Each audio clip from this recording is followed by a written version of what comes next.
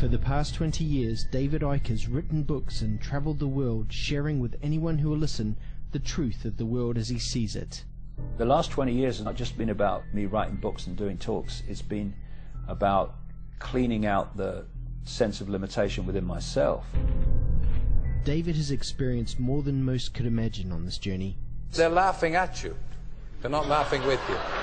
Fine. But where others would give up and hide, David has kept walking forward. My journey has been fundamental to what I'm doing.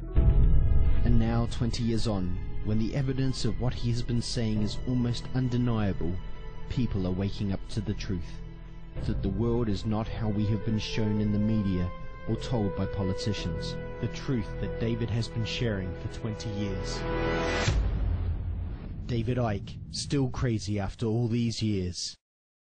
Well, I was born in a place called Leicester in the English East Midlands in 1952. We were skint, and you didn't do anything with your life because no one around us was doing anything. They were working and just trying to survive. The idea that great things happened to me never entered my mind. But great things were destined for David, and looking back, it's clear that every step on the journey has been part of a greater plan.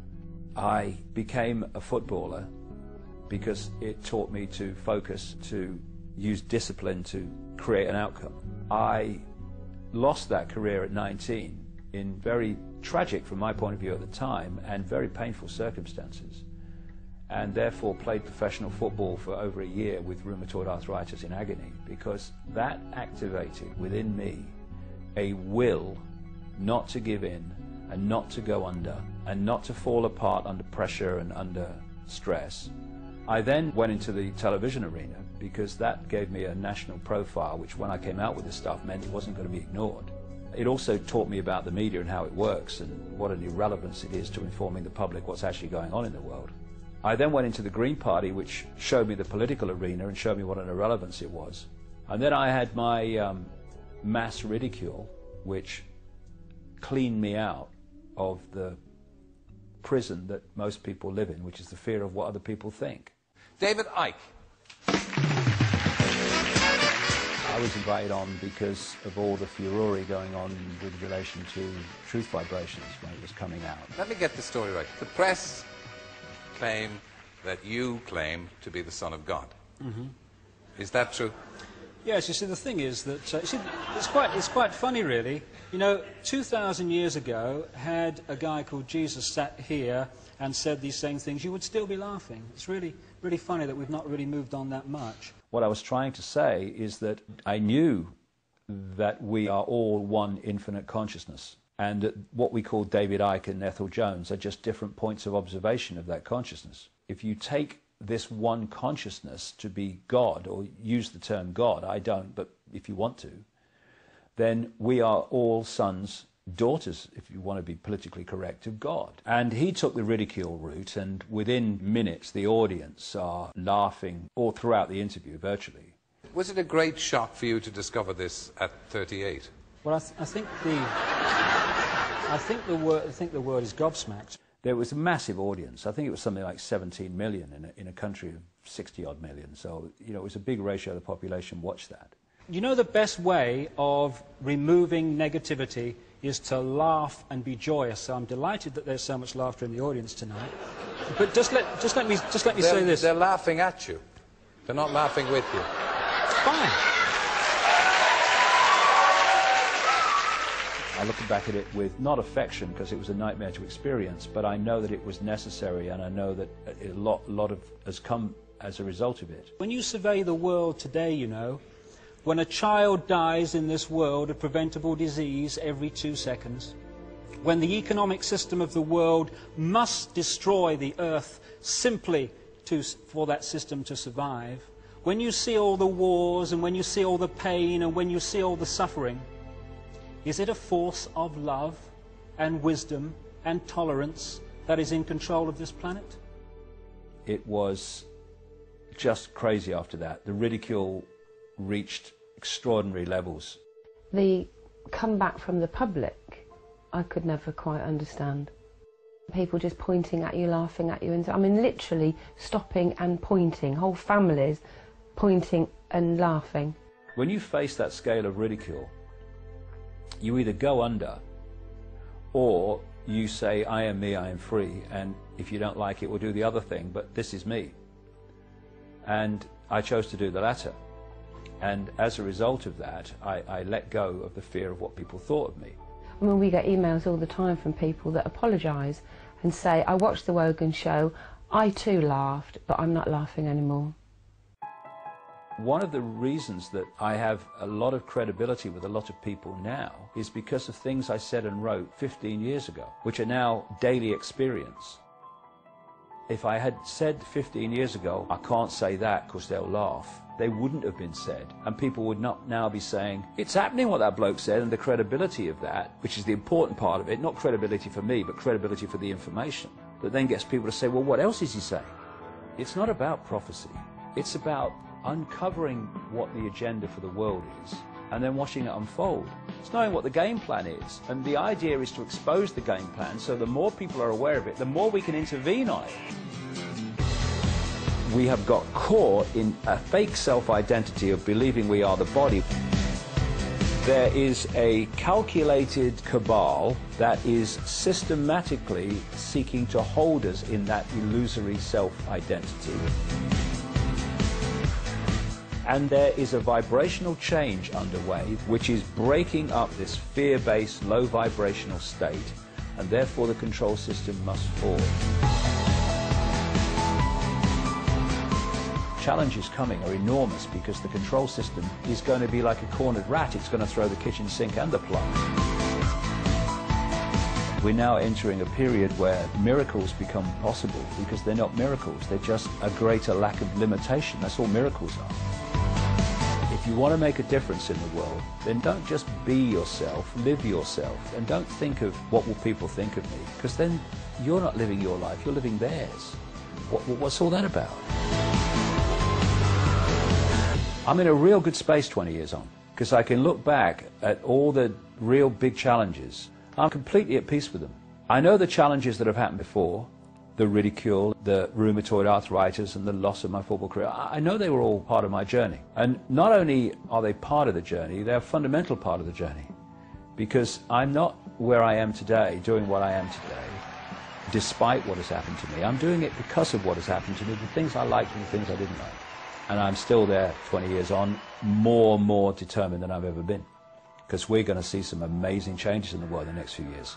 And some of them are going to seem to be catastrophic, but eventually they'll be seen to be the end of the prison and the start of the paradise.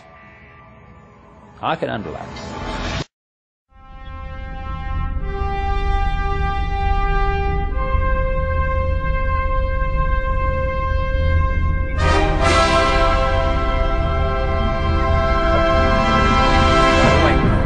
If there are people here, I'm sure they must be, who've never heard my stuff before, all the very best.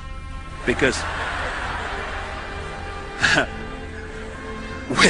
we're going to go into some very strange places. The human herd, because that's what we've become, has out-sheep the sheep. Because we have actually dispensed with the sheepdog. We police each other. It has become a crime to be different. Fear of what other people think of them. Once you're in that mode, and that's the eggshell, then you're in trouble. Because suddenly you're not living your life, you're not expressing your uniqueness, you're living someone else's version of what you should be. You're already in prison, you're in what I call the hassle-free zone of norms. You've conceded what you are to what someone says you should be. I love this one. They've been bent over for so long they think it's standing up. It's a very simple, very powerful thing. And it sounds an obvious truth, but sometimes we miss the obvious truth. People's sense of what's possible comes from what they think is possible.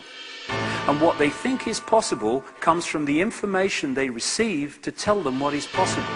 If you suppress the knowledge of what is possible, you suppress their perception of what is possible, and they will laugh in the face of the truth and say it's impossible, when actually if you understand to a greater level than the mainstream allows you to understand, you realize not only is it possible, it's perfectly bloody logical. So evil has been in control of the planet for 12,000 years. Survey the world, ladies and gentlemen. Is the force of love in control of this world, guiding this planet at this time? Of course not. The negativity, the thoughts that I'm talking about that are very destructive, are pouring out of this planet Let me every interrupt day. you. Was it a great shock for you to discover this at 38?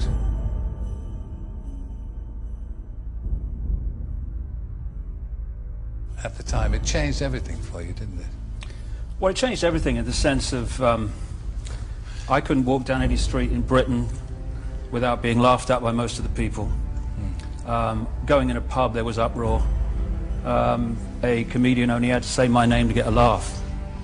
And what that does is it reveals to you the level of immaturity that passes for adulthood in this country, whereby clearly a guy was going through an incredible experience.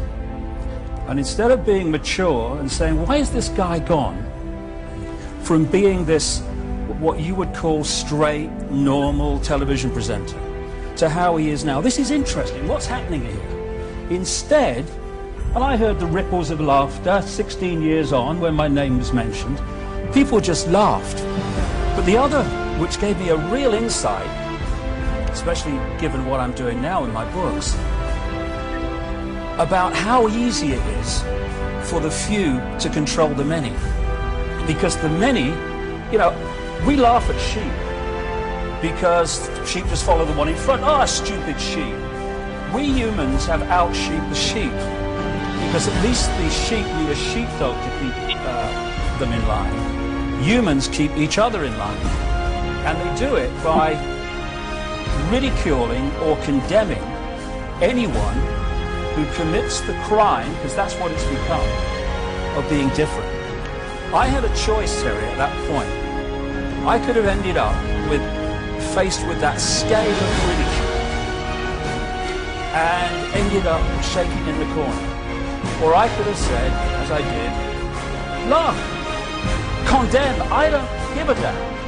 This is me. And if you don't like me, well, that's bad news, because this is the only me there is. And I refuse to conform and be bowed by the ridicule. And what it does, Terry, when you step out of the little box of what will other people think, how do I put this in a way that people won't think I'm crazy, you then realize how small a box you've actually been living in.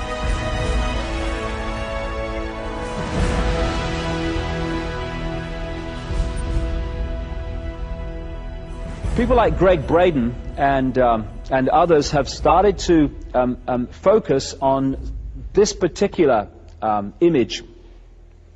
Back in 1899, something was identified called Schumann cavity resonance. What it was the heartbeat, the frequency beat of the Earth. From the time of its discovery, 1899, to 1986, this heartbeat frequency was a constant 7 cycles, 7.8 hertz a second. Constant. Boom, boom, boom, boom. From 1986 onwards, it started to rise dramatically. Just when people started to wake up in increasing numbers. It's gone through 9, apparently the last I heard it was gone through 10 cycles. And the projection is that by 2012, which is the point the Maya say in their calendar, and so many other calendars point to the same period, that the jump will be made from this cycle of human evolution into the next one as the 26,000-year cycle comes to an end and we enter the start of the next one. At the same time that this resonant frequency of the Earth, boom, boom, boom, boom, is getting quicker, and therefore affecting us, coming in through the heart for those that are open and resonate in our bodies increasingly, and changing our minds and our perception of life, the magnetics of the planet are also dropping, like they are on the sun, very dramatically. 2,000 years ago was the peak of this cycle when the Earth's magnetic field was at its most powerful. It's been falling ever since, and it falls exponentially. The quicker it falls, the more it falls. The more it falls, the quicker it falls. And the projection is that what Braden calls 0 point, 2012, is that the magnetics will reach virtually zero, if not zero, on the planet, and 13 cycles a second will be reached by the Schumann cavity resonance, the heartbeat. Now, one thing's for sure, at that time, The Price is Right ain't going to be on the telly, because this world is going to be very, very different by then. And this is what we're heading for now. Now, the reason this brotherhood have focused on the millennium rather than this real point of change, because we have the millennium because of the Gregorian calendar, which came out of the Vatican, they are trying to do a situation through the microchipping whereby we are held back artificially from making this leap of consciousness into a totally different state of being. This period up to 2012 is very, very important to this agenda. I keep seeing the year 2012 keep coming up over the years in terms of when they really want this thing to be at an advanced level. Yeah, and it would seem on the face of it to be connected into this whole Mayan the information about 2012 and the end of one period of a human cycle and or an Earth cycle, and then the start of another one. I think that this period of 2012, personally, I don't see everything changing in 1 minute and 1 day and 1 month in 2012. But what I do think that this represents is a enormous vibrational change that's taking place, which is acting like an alarm clock to more and more people, where they are suddenly waking up and looking at things that they would have dismissed or even not looked at before. Now, for me, that whole Adam and Eve kind of symbolism, which you find around the world where it talks about these reptilian gods manipulating human genetics, for me, what they've done, and there's increasing hard genetic evidence for this, is they spliced the genes around and the DNA around so that we stopped perceiving, decoding the frequency on which these people live. Because if you look at ancient accounts, they talk about the gods living amongst them. Well, where the hell are these gods? I'll tell you what I feel. And also they talk about people living incredible long lives and incredible things that they could see that we think, oh, that must be fantasy because we can't see it. I would say very strongly, my research is moving so fast in this direction that the human form has been genetically manipulated, and we used to have far more strands of DNA than we do now, and this all relates to this junk DNA that they say they don't know what it does. Well, I'll tell you what it does.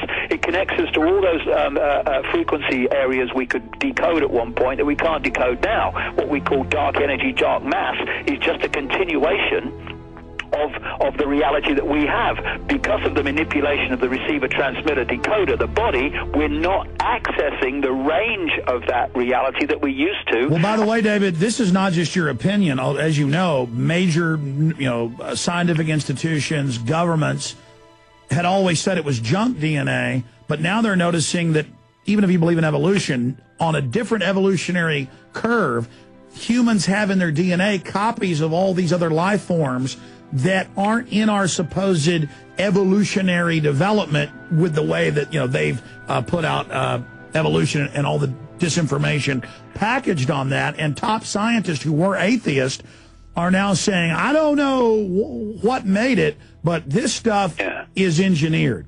Yeah, well, exactly. And the human condition can be brilliantly symbolized by what's happening in China.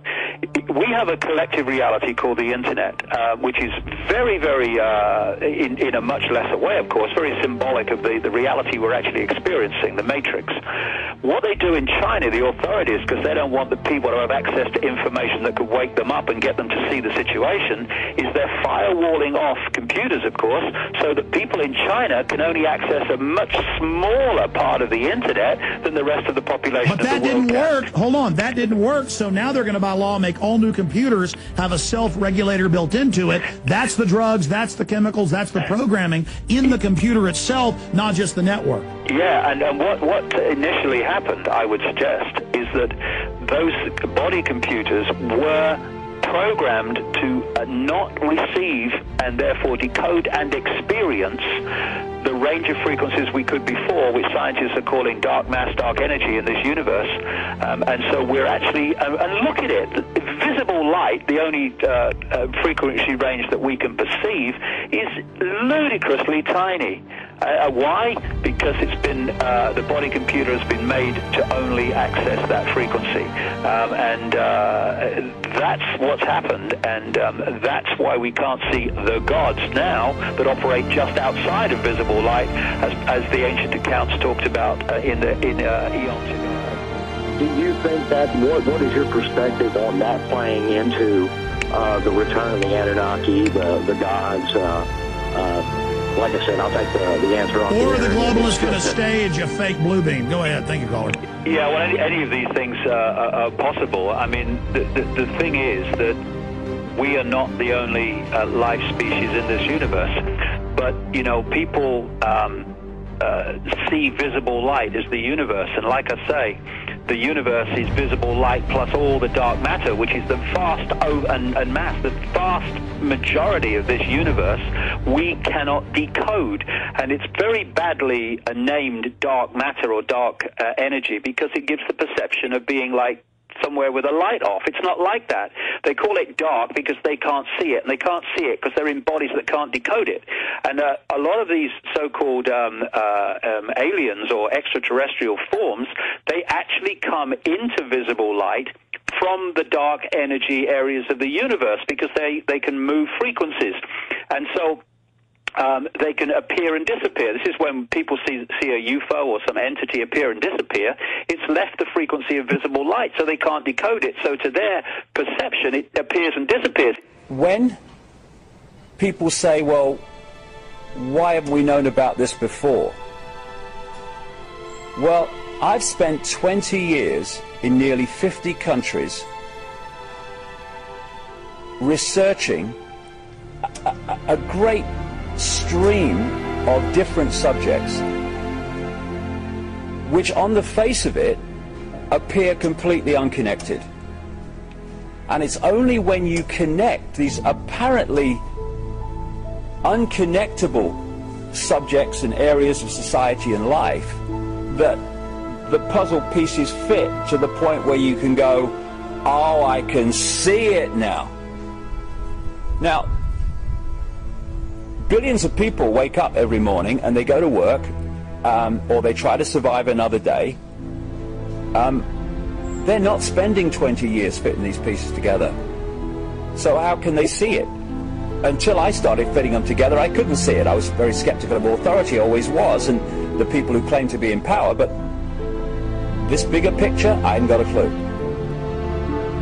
And one of the areas, to come to your question, that I've understood more and more in the last few years has to be looked at before we can understand the true nature of what's going on in the world, and that's actually the true nature of reality, and how we can control our own reality instead of having our reality dictated to us. I mean, you know, we think we are at the cutting edge of human knowledge and everything. And yet, if you stop someone in the street out there, or in any other city in the world, and you said to them, who are you? Where do you come from? Where are you going when this is over? And what is the nature of reality? Huh? And here we are, living our lives every day in this world, and we don't even know what this world is. The few who are behind the people we see, they know what this world is, and they know how the mind works.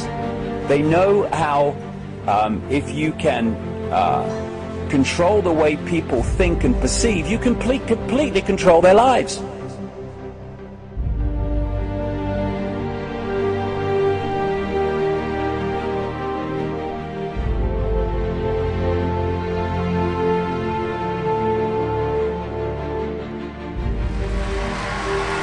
Thank you.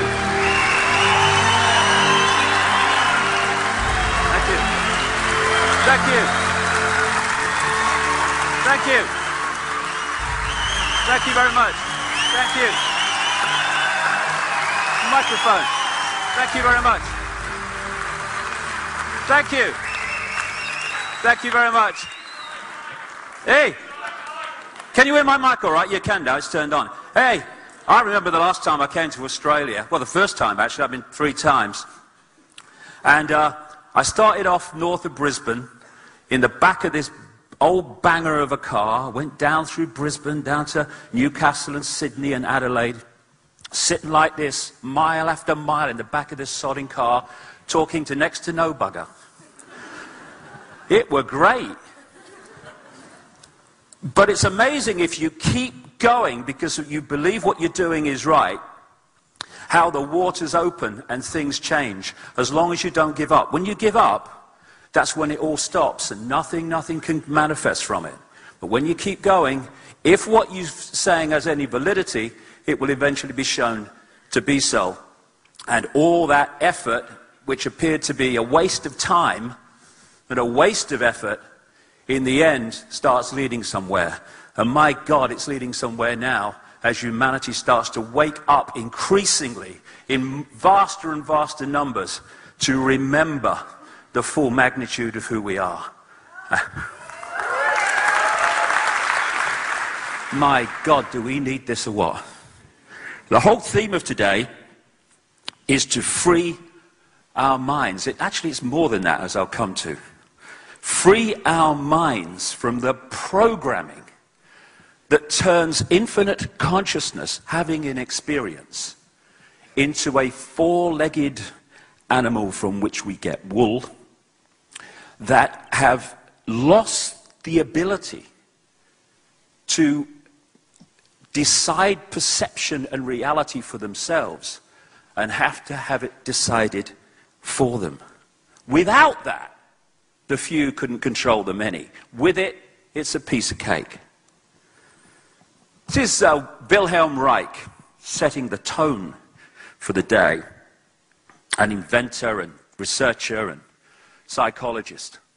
He said this: "Am I a spaceman? Do I belong to a new race on Earth bred by men from outer space in embraces with Earth women?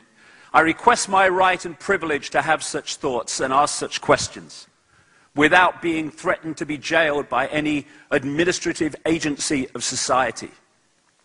In the face of a rigid, doctrinaire, self-appointed, ready-to-kill hierarchy of scientific censorship, it appears foolish to publish such thoughts. Anyone malignant enough could do anything with them.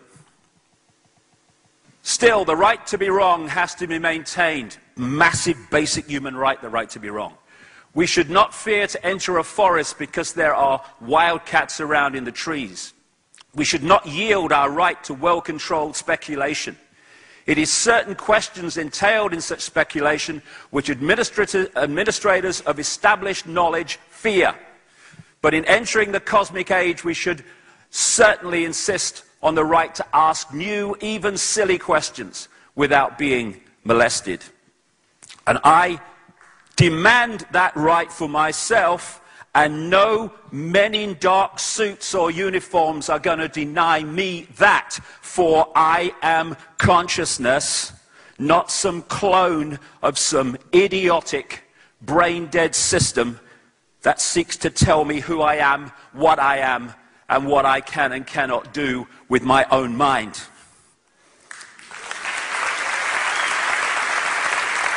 So, when we open our mind, or go beyond that even, then we start to see reality in a different way. This is a wonderful quote. "You were born an original, don't die a copy." So many people do that. They go through their lives thinking the norm in society is the only possible perception of reality. And because the majority appear to believe it, therefore, by definition, it must be true. Truth does not change because it is or is not believed by the majority of the people.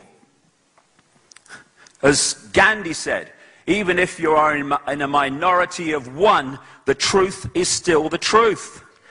Or as this proverb says, the multitude is always wrong. It is the people who have challenged that have moved us forward in terms of our understanding of who we are and the nature of the world we live in. Few centuries ago, the majority believed. Why? Because those people perceived to be all-knowing, the scientists and religious people of the day, said the earth was flat, and if you went too far, you'd fall off the edge. And people were jailed and vilified for saying, actually, it's a sphere. And then when the evidence becomes overwhelming that the earth is actually a sphere, then that becomes the new norm, and now anyone who says that it's flat is now ridiculed for believing that. The difference is, what is the norm accepted in society at any one time? And that's the truth that people follow. We live in a world of conflict and war and famine, where people, a few people, control and hijack the wealth at the expense of the vast majority. We live in a world which, take a step back, deep breath, look at it again, is utterly bloody insane. And we're asked to believe, and so many people do, that we are somehow at the cutting edge of human evolution. We're nowhere near the edge of what is possible and what is there to be known. But the norms are very powerful, especially when, from cradle to grave, we are constantly manipulated and confused with contradictory information, and when we're pressured to believe it, otherwise we'll get ridiculed or condemned for being different. And we are in a situation, a world brilliantly described by this man, Michael Elner. Just look at us. Everything is backwards. Everything is upside down. Doctors destroy health, lawyers destroy justice, universities destroy knowledge, governments destroy freedom, the major media destroys information, and religions destroy spirituality. That's where we are.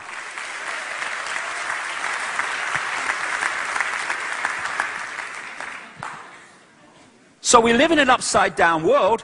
Why? That's what I asked 20 years ago. And the answers are amazing when you start to take back the camouflage that's put before us. All the way through our lives, we are being given instructions, we're being given directions, and basically the world has been turned into a maze of confusion.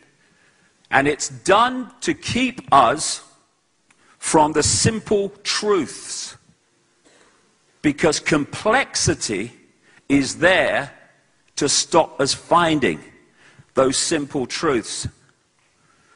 But when you connect the dots between apparently unconnected people, situations, organizations, world events, and you start to see how they fit together, suddenly this bewildering, confusing world starts to take on a much clearer dimension. Because only by connecting the dots over, as you'll see today, a vast range of subjects and situations and people, can you start to see why the world is upside down, why it is as it is, and crucially, behind that complexity, those smoke screens of complexity, why behind that is an amazing revelation of who we are and the nature of life. When we start to realize that far from being Ethel Jones or Billy Smith, we are all that is, has been, and ever will be. That is the difference between who we are and who we are manipulated to believe we are. And when you connect those dots more and more, and it's like putting a jigsaw puzzle together. It is putting a jigsaw puzzle together. When I first started doing it, what I was looking for was those straight bits that make up the frame. And in terms of what I'm doing, that was understanding the structure through which a few can control the many. And then as you keep putting more, at the start, it's like, where the bloody hell does this go? What's this? Oh my God, it's so confusing. The more you put the pieces together and the picture appears, the quicker you can put the pieces in, because you start to see what the game is. And the elephant in the living room is that there are two streams of reality going on together. One is a secret agenda to create a global fascist centralized dictatorship to dictate to and control on every level every man, woman and child on the planet. Going alongside that is what I call the movie. That's the version of the world that we are given through the mainstream media, through what we call education. And that is to explain away the changes going on, which are actually the agenda coming in a coordinated way, but the movie's there to explain them away in an uncoordinated fashion, so we don't see where it's really going. Those days for so many people are now over, because we can see where it's going, where it wants to go. And key to everything, and that's what I'm really going to concentrate on in the first half, or first third, 3 sections today.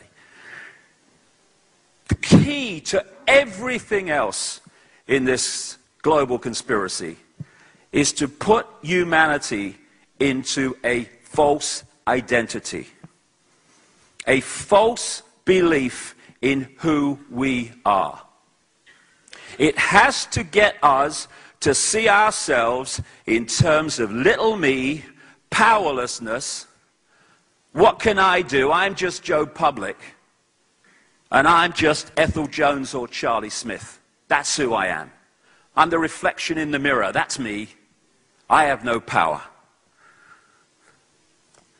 When in fact, we are infinite consciousness having an experience as Charlie Smith or Ethel Jones. But what the manipulation has to do to put us in the box of mass control is to persuade us that we are the experience. And they've done it brilliantly, so far. And when we accept that, this is the state that we're put in energetically, what I call the eggshell. Instead of accessing the infinity of knowledge, understanding, awareness, love, all-knowing, that it is possible to access, because that's who we are, we close down, and what do we say? We close our minds. We close our minds and we operate on a fraction of who we are. Compared with the infinity of who we are, we close in on a fraction that is nothing less than the village idiot by comparison. And only by putting us in this state of a consciousness, if you can call it that, state of mind, more accurate, can the few control the many on the scale that they have and do. You know, I have this thing, I just mentioned it a few minutes ago, when you go, we get so close to things, and therefore they become so normal that we never question them. Take a deep breath, take a step back, look at it again. Look at life. Someone said to me the other day, in fact, they've said to me many times over the years, similar things. What's life all about? I mean, you're born, and then you grow, you go to school, then you go to college and they teach things and stuff, and then you get a job. Most of the time it's a job you don't like. gives you no satisfaction, but you do it because you have to do it because you have to earn money to live and survive. And then you get older and you kind of had children and they go the same thing. And then you get even older and difficult, and then you've got lots of health problems, stuff like that, and then you die. You know. And if you've pleased some guy with a beard or whatever, then you go to a nice place when you die, and if you haven't,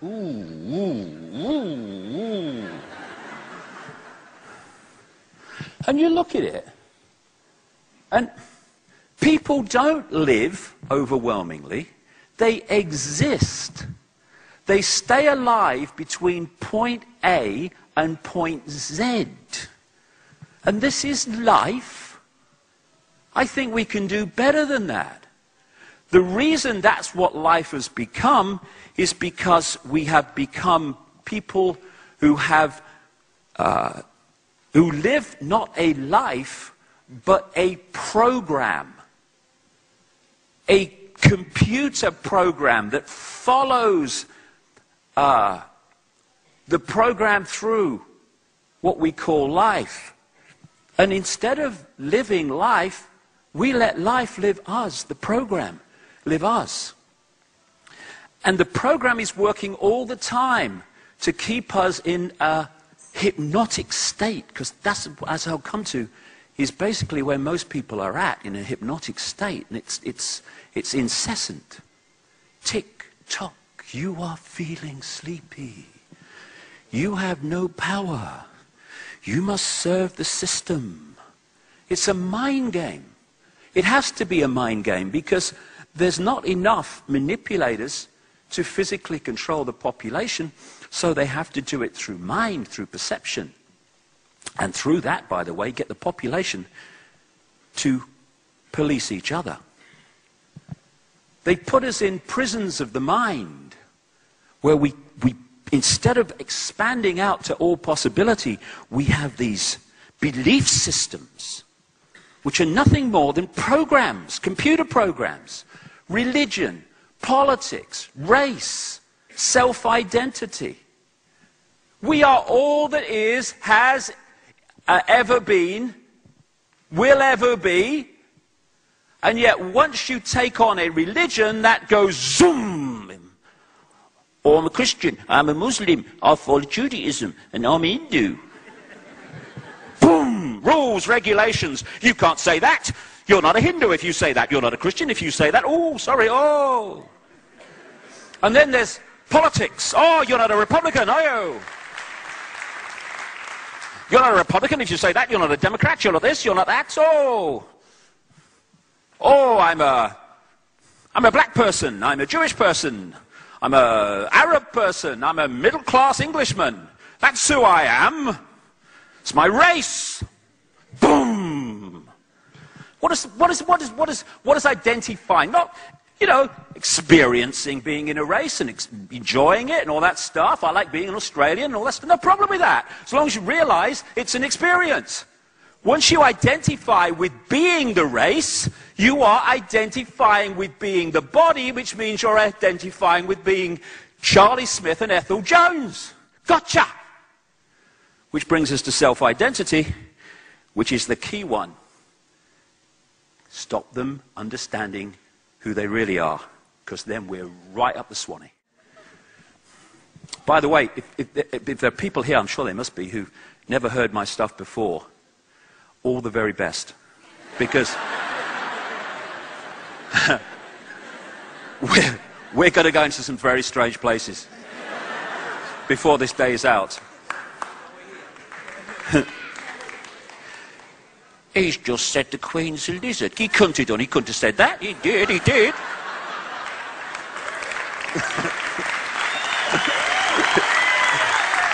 Anyway,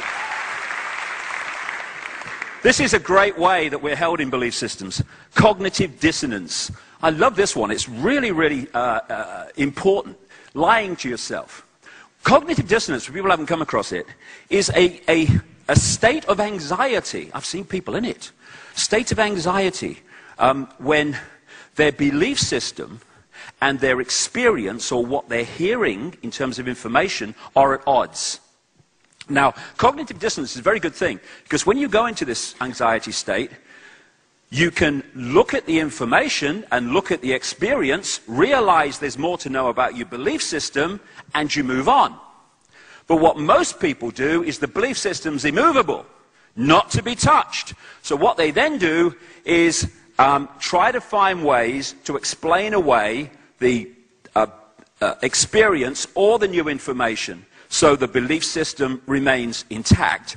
And it's from cognitive dissonance that we get these incredible mind contradictions. For instance, we're going to war to fight for peace.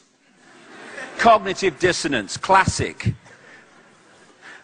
And George Orwell talked in his book 1984 about doublethink, which again is a form of cognitive dissonance to square the circle. Doublethink means the power of holding two contradictory beliefs in one's mind simultaneously and accepting both of them. Fighting for peace. And that's where this comes from. War is peace, freedom is slavery, ignorance is strength.